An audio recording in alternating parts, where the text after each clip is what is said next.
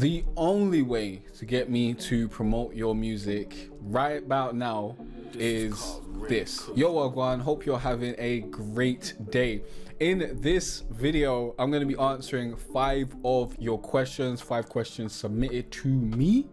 And I love doing these Q&A videos, so you're going to learn a lot of things in this video. The title will kind of give you a little bit of insight into the questions we're going to answer, but stick through to the end. You'll learn a bunch of stuff. I like doing these videos because it allows me to give you a bunch of information on different subjects, and it also allows me to answer your questions specifically. Now, if you don't know who I am, I'm Jay Carteret from jcarteret.com, teaching you how to be better at music, online business, and online marketing. This is the #1 spot for musicians and creatives that don't want to be starving artists. So if that sounds like you, click on that subscribe button, check out the rest of the content on the channel because you will love it here, guaranteed. Now, let's get into the questions. I've got 5 questions over here. We got 3 from one person and 2 from 2 other people, and it's going to be an interesting time, okay? The first question, let me just read out the email, I guess. It says, greetings, hope all is well with you. My name is Leilani Myla Wells. My question is, do you ever promote anyone's music? If so, what is your price range? And I'm gonna go for the other questions as I answer them. So first of all, do I ever promote anyone's music? And if so, what's my price range? Now, I have gotten these questions before. I've got people emailing me, asking me, you know, can I promote their music and whatnot? No, right about now, I do not offer any promotional services. The only way to get me to promote you, your artist's name, your music even, is to submit a question right about now for my Q&A videos, or to review one of my products. If you review one of my products, then your artist name and I think a link to your music will be displayed across my website. I am not offering promotional services for 2 main reasons right about now. One, I don't have the time nor the desire to do it at this moment in time. 2, I haven't mastered a system to promote music right about now. Like, I'm still testing out my own system to promote music. If you check out my Spotify page, I've got like what, 32 followers right about now. All my songs are under 1,000 streams. Like, I haven't really been focusing on promoting music because honestly, that's a terrible way to make money. Like, if you're trying to just make money from your music and make money from streams and whatnot, whack way to make money. I highly don't suggest it. Now, I do have like thousands of views on my music videos and all that sort of stuff, but still, like, since coming back to music, I am going to create a new music promotion system, and once that's done and I've got that basically working and I know what I want to do with that, and it's basically doing what I want it to do, at that point, I'll then create a course showing you how to create that system for yourself and how to put that to work for yourself. And then after I create that course, maybe I'll think about offering some promotional services, but honestly, I don't see that really happening because I don't really want to, like, that's not something that I really want to do. It's not something that I'm excited to do or anything like that. So I'll only do that if there's like so much demand that I have to do it. Otherwise, it doesn't make any sense. But otherwise, no, I'm not promoting anyone or anyone's music or anything like that. It just doesn't make sense for me to do it right about now. And in the future, maybe, but it's not something I'm really focusing on. And the price will be expensive. Let's just say that, because it's directly, you're directly buying my time, and my time ain't cheap. So the next question is, can it get overwhelming for you at times due to a high volume of viewers along with followers? Now, this is an interesting question. The answer is no, but it may be different for other people. Now, I have gotten used to just not caring about what other people think and not really giving a lot of credence to people's opinions online.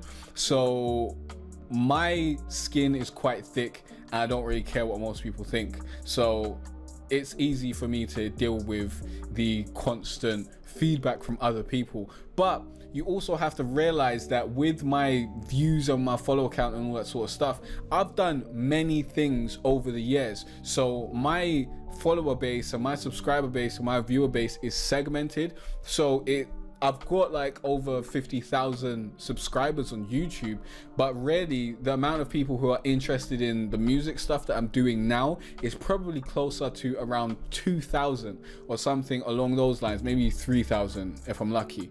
Like, the rest of them, they subscribed for the content that I did in the past. So it's not like I'm getting 50,000 people commenting on my videos every day. Like, I answer my comments in the morning and I'll generally have, you know, maybe about 5 comments across my videos, maybe sometimes 10. I think 20 is probably the max that I'll probably see.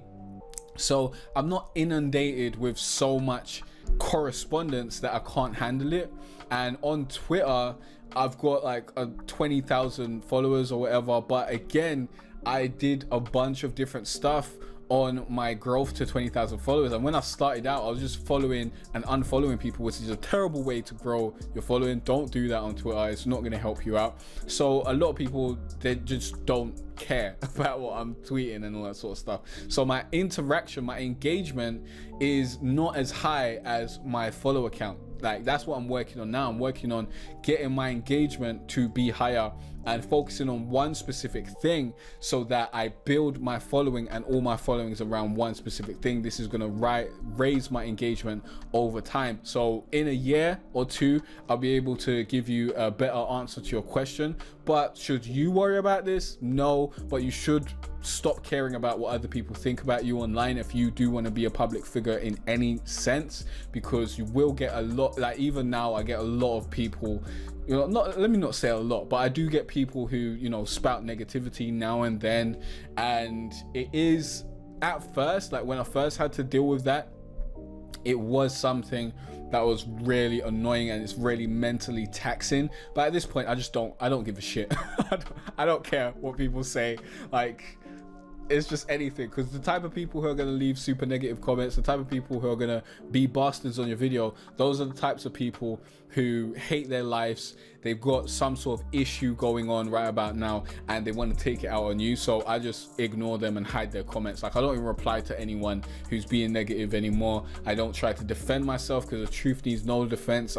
People lie about me in my comment section. I just get rid of them. I used to try to prove the truth, but then what I realized is if you're going onto a YouTube video, you only see the first comment. You don't see the replies unless you click view more. So if someone's lying about you and other people are watching your video, they're only going to see the lie unless they click see more or read more, which is going to be a very, very small percentage of people. So it's just better to just get rid of those people entirely. Don't defend yourself. There's no need. Only focus on the people who actually like you. That's the best way to move forward. So that's that. Third question is, I think it kind of follows on from the other question. Let me kind of read it together. It says, and can it get overwhelming for you at times due to high volume of viewers along with followers, where you have to hire interns on your team to continue with all projects? I don't have to hire interns or anything like that to continue with my project. I'm very organized. Yeah, I do everything by myself. Everything that you've seen me achieve in my life has been achieved by me. Yeah, me and me one, basically. Like, sometimes I've had help here and there, but the vast majority of everything that I've done has been architected and achieved by me. I specifically put myself in a position where I didn't need to rely on other people, because when I do that, and when I have done that in the past, I've realized other people are super unreliable. And if you put your future in other people's hands, it's going to be a bad time for you. So I specifically put myself in a position where I could take care of pretty much everything. So I make all my music from start to finish. I make all my videos from start to finish. I make all my websites from start to finish. Everything that I do, it's all me. I learned how to do a bunch of stuff so that I could be self-sufficient. Now, this doesn't mean that I'm not going to hire people in the future. For example, next year, I do want to look into hiring a video editor so that I can put out more content, because that's a very big thing for me, and editing is just long. It just takes up a bunch of time, and I don't want to have to do that consistently to put out the amount of videos that I want to put out, to be able to do other stuff that I want to do as well. So that's going to be something that I'm looking into, but I only want to hire people who can do the job at least as good as me or better than me. So that's going to be hard to find that person, and to find someone who does it in a way that I'm cool with. But that's the first thing that I'm going to want to hire. Now, I do have a cleaner for my flat, which I have her come every week, and that was a lot of that was due to like my back issues and whatnot, and also due to the time that I save not cleaning. Like, cleaning can take up to 2 hours, 3 hours a week, and those are just hours that I don't need to be giving up. So hiring a cleaner is the only staff that I currently have. Other than that, I have not hired anyone, especially because right about now, this year 2020, I'm in a transition stage in my business, transitioning from, you know, the art codes and selling that stuff to move into my music based business. So right about now is not the time to be bringing on staff and to be increasing my expenditures. Next year is where I'm going to be able to go full force forward with the music business, and that is when I'm going to be able to basically have a consistent income, which is hopefully pretty healthy. And at that point, I can then look at the elements that I want to invest in my business and move forward in that respect. But when you're starting out, for a very long time, you want to be able to do everything yourself. I highly suggest you start picking up the skills instead of hiring other people, especially if you've got a low budget. But if you've got a high budget, then, you know, if you've got money, then hire someone, innit? Like, it's just gonna save you time and effort. But if you haven't got the money, then time and effort is what you've got spades of, so use that accordingly. Now, the next question is from Jermaine Claudy, and he says, how many streams do you need to get paid from a social media site? First of all, you do not get paid from social media sites. I don't know what you've heard. The only site that can kind of be a social media site, but honestly I don't look at it as a social media site, but it is classed as a social media site, is YouTube. They pay you. Facebook has a program where they pay you, but you most likely won't be in it, so don't even think about that. Like, they only open that to a very small specific number of people who have like millions of followers on Facebook and whatnot. So don't worry about that. You're not going to get paid for Twitter, you're not going to get paid for Instagram or anything like that. Like, streams on any platform, you're not going to get any money from that. I think you might mean streaming platforms like Spotify and Apple iTunes and that sort of stuff, so I will answer that part of it. But let's start with the social media sites, which is only YouTube. YouTube pays you once you hit $100 in your account from AdSense. That's when you get paid from YouTube. Now, how many streams do you need to get $100? That depends. It depends on if you're just uploading your music. You're probably, like, if all you do is upload your music and you're not getting at least 10,000 views, you're probably not going to get paid from YouTube, like, for years. Yeah, that should probably be your expectation. You need to expand your content creation, honestly, because you're probably not going to get a lot of streams because you haven't expanded your content creation as well. So with YouTube, it depends on the niche that you're in, but let's just say for every 1,000 views, you're going to get about $1. That is a good estimation to have, because you're underestimating, and it's better to underestimate than overestimate. So doing that math, you need 100,000 monetized views to get paid. And that's not just views. That's not just 100,000 views. Keep in mind I said monetized views because every view will not be monetized, okay? So you may have to get 150,000 views in order to get $100 from YouTube and then get paid. So that's how that works. But even before that, you need to get into the partner program, and that's a whole completely different video. But you really shouldn't be relying on AdSense to be making money, and you shouldn't be relying on Stream Money to be making money either. Let me take a sip of this. The reason why is because AdSense is the worst way to make money on YouTube. I've said it many times, and streaming money is the worst way to make money from your music and make money as an artist. I probably haven't said that many times, but I should. So let's talk about how many streams you need to get paid from streaming sites. I don't know. I have no idea, because as I said, it's one of the worst ways to make money. I haven't got paid from any streaming sites. Well, I might have got like some pennies and whatnot, and some pounds maybe, but I don't really care about that. That's not really why I make music. I make music for me, and I make money from other things around music, like selling templates, selling beats, and what have you, and selling courses, which is a better way to actually make money than trying to sell your art, because your art is subjective. It's harder to make money from your subjective art than it is to make money from something that offers an objective value to the customer. For example, my course on how to make beats is an objective value for a customer. Someone who wants to know how to make beats is going to purchase that because it teaches them how to make beats. Now, on the other end, you making music, someone might like the music, but what's to get them to buy it? They might not like it. Like there's a lot of factors that go into that, and especially in this day and age, like who's buying music? So really, you need someone to stream it many times. So you just need to get popular, which is, getting popular is a terrible way to make money. You don't want to have to get popular to make money. That's crap. But when you get paid from streaming platforms depends on your distributor. Now, I currently use DistroKid for my main songs, and I use AWOW for my beat distribution. Honestly, I haven't really been worrying about being paid by them at all, so that's not something that I really look into that deep.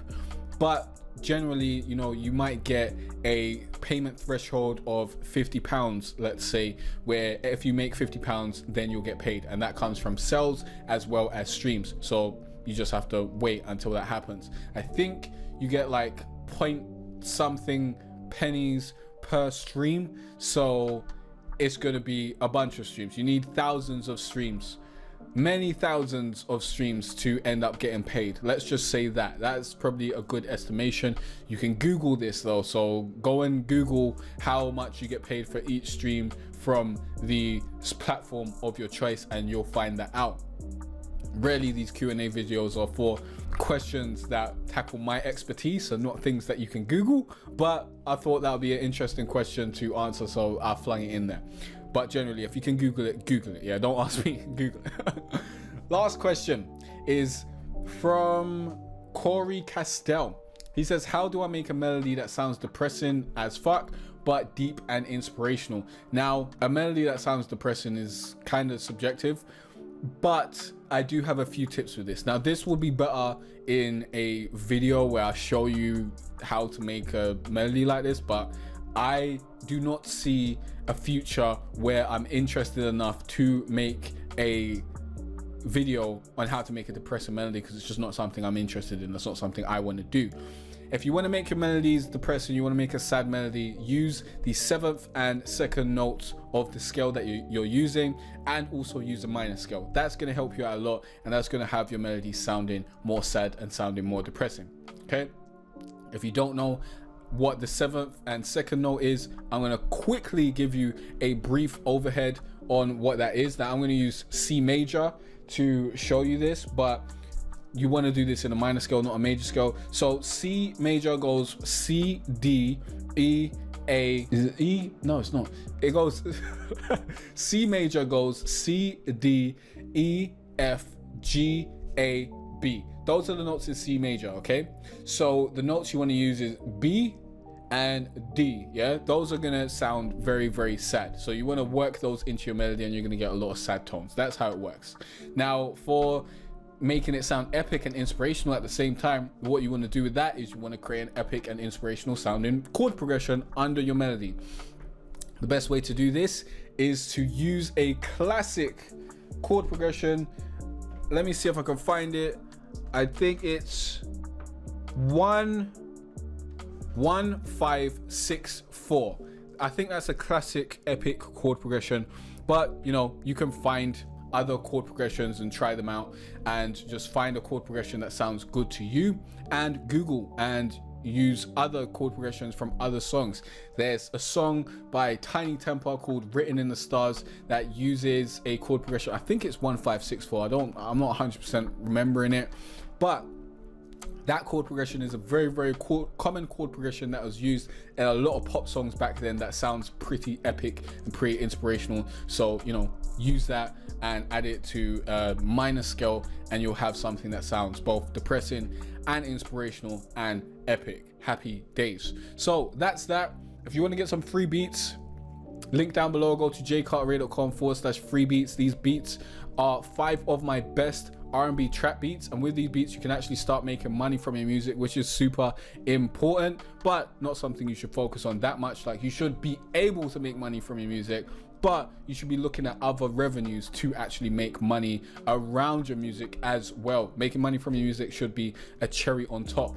Not being able to make money from your music is really, really trash. But download those free beats, get your music on Spotify and streaming platforms, which is really the important thing, to have your music in places where people are actually listening to music, instead of just uploading your music to SoundCloud and YouTube and, you know, that sort of stuff. So link down below, grab those beats before they're not available anymore.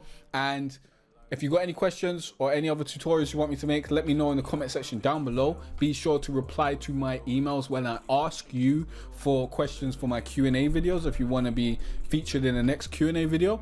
And in the next video, you'll learn more about music, online business, and online marketing. Peace out. See you next time.